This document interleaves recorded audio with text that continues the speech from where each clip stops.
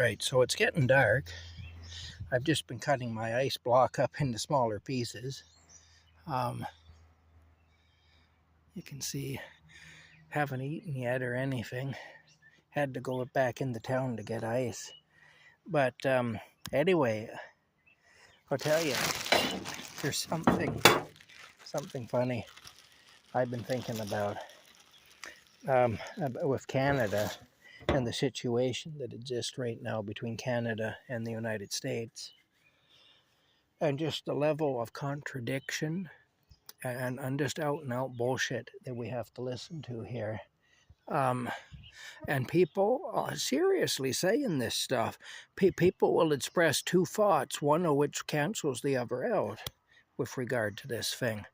I mean, they got this elbows up movement now, which is supposed to be us standing up to the United States and standing up to the big bad orange man who's trying to destroy Canada, because apparently Trump is going to destroy Canada with tariffs.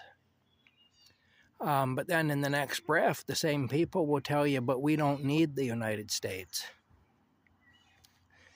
They're nothing to us. We don't need them. Okay. Well, if you don't need them, if we don't need them, then they don't have the power to hurt us with their tariffs. If we don't need them for trade or anything like that, they can't hurt us with their tariffs. So how are they going to destroy us with tariffs if we don't need them? See, if that is Trump's goal, let's give the dimwits the benefit of the doubt, and let's say they're right, and that Trump actually does want to destroy Canada, and he's using tariffs to do it. Let's say the people are right about that. Well, that will only work if Canada needs the United States. If we don't need the United States, we can turn around and say, yeah, well, guess what? Screw you, Trump, and your tariffs. We don't need you. So, we don't need to trade with you. So, you know what? You're going to tariff the shit out of us? Fair enough. We'll just go trade elsewhere. That's all. We don't need you. We don't need your business. I mean, wouldn't that be the sensible reaction to have then? If we don't need the United States? Yet for some reason, on the one hand, we're saying we don't need the United States, and on the other hand, we're saying that, my hacksaw for the ice there. On the other hand, we're saying that the United States is going to destroy us with tariffs. Well, I mean, if we don't need them, then they don't have the power to do that. Let them tariff us. What difference does it make? After all, we don't need them. I mean, really. Well, that's how I would look at it. And that, I don't understand how people can say we don't need the United States with one breath and turn around with the next breath and say, and they're going to destroy us with their tariffs. It just doesn't make any sense. If we have other options and we don't need their business, well then, what power would they have over us? A used car salesman has no power over a person who walks everywhere. Really, I mean, so, like I say, it just seems funny to me, that's all. A shoe salesman has no authority over the man who has no feet. I mean, anyway, like I say, I just think it's silly. But yeah, you hear these conflicting narratives, at least I hear them, and I think, well, okay, there isn't even any common sense. We've just basically abandoned common sense then. We've actually stopped thinking about the things we say. Hey, you.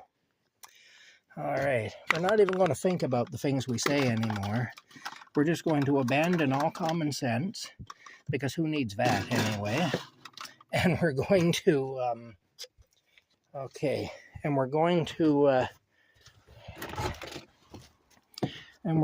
make out like,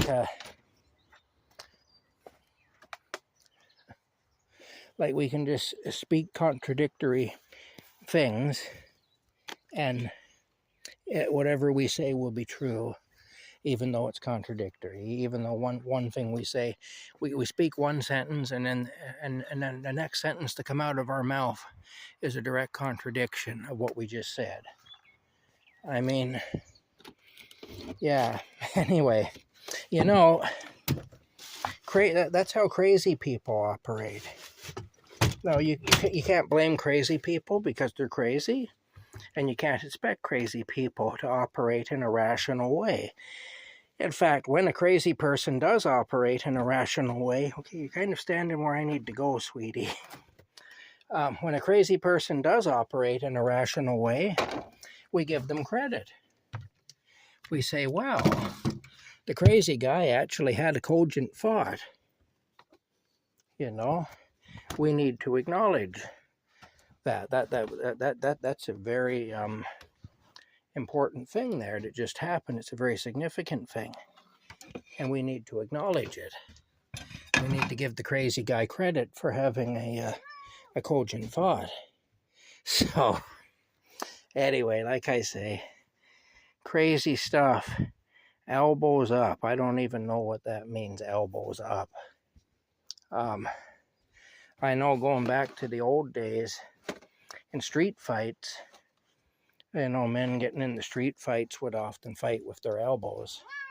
You know, they don't just use their fists, they'd use their elbows and everything. And I know that's, maybe that's what it refers to. I really don't know. Anyway, I got, what is this now? Peony Alfredo. What the heck? With chick small.